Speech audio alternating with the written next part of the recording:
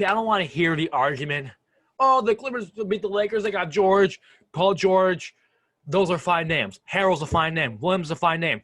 I don't want to hear, oh, they have Landry Shamet. Oh, they have Zubats. Oh, they have Patrick Patterson. Oh, they have Reggie Jackson.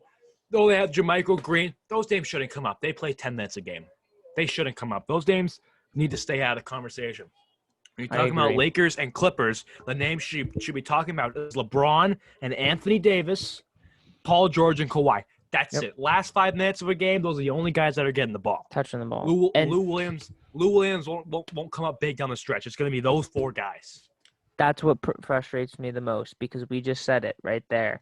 The people who are going to get the ball down the stretch are Kawhi and Paul George for the Clippers.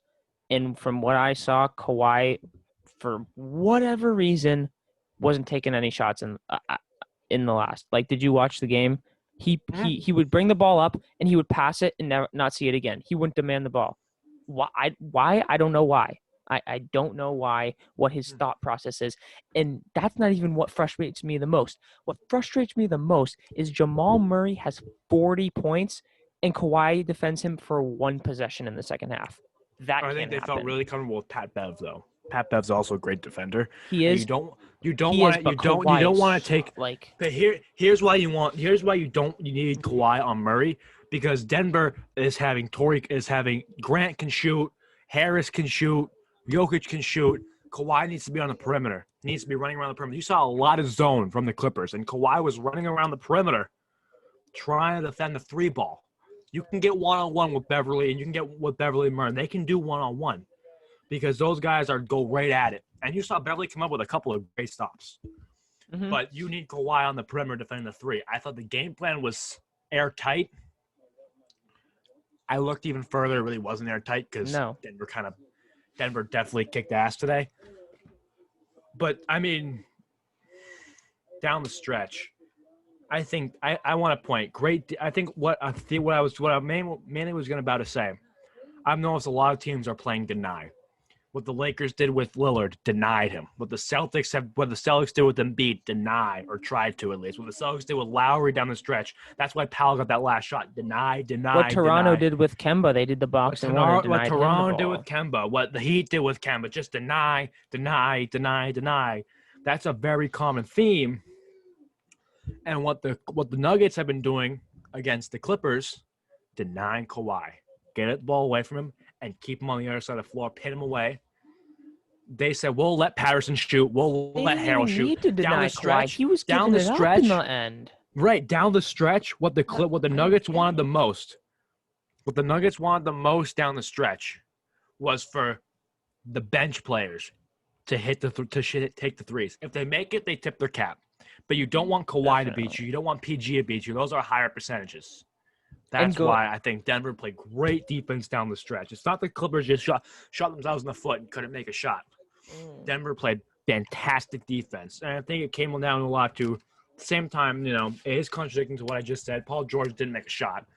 But I think Denver put the ball in the hands of the players they wanted to take those shots. They put the Denver forced the ball into the hands of the Clipper players whom they wanted to take the shot. Mm-hmm. Had the least percentage of making it.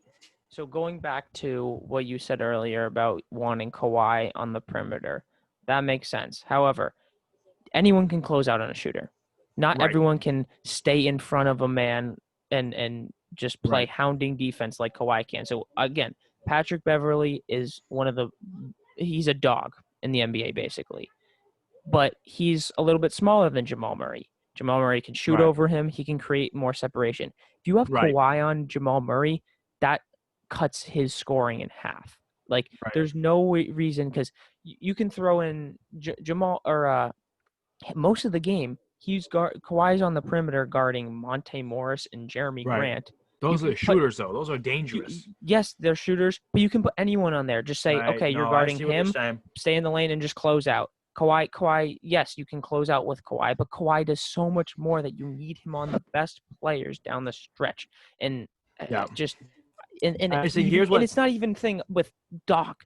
That's Kawhi. Kawhi needs to say to Doc, he needs to go, this is the issue we had with Giannis. He doesn't speak up. He's a quiet guy. Giannis, right, defensive player of the year, he was asked, Why weren't you on Jimmy Butler in the last 2 minutes? Oh, it's what the coach want. No, if you're one of the best defenders in the world, you That's go to your coach mentality. and say, give me that guy. Kawhi needed to say to Doc, I need to guard Murray. We need to win this game. This is what needs to happen. Right. Instead, he's like, oh, I'll do what coach wants. No, if you know that you can guard someone and you're the best defender on the floor, go guard the best player. Right. And that's just not what both Giannis and Kawhi did in their series, and that's why they lost.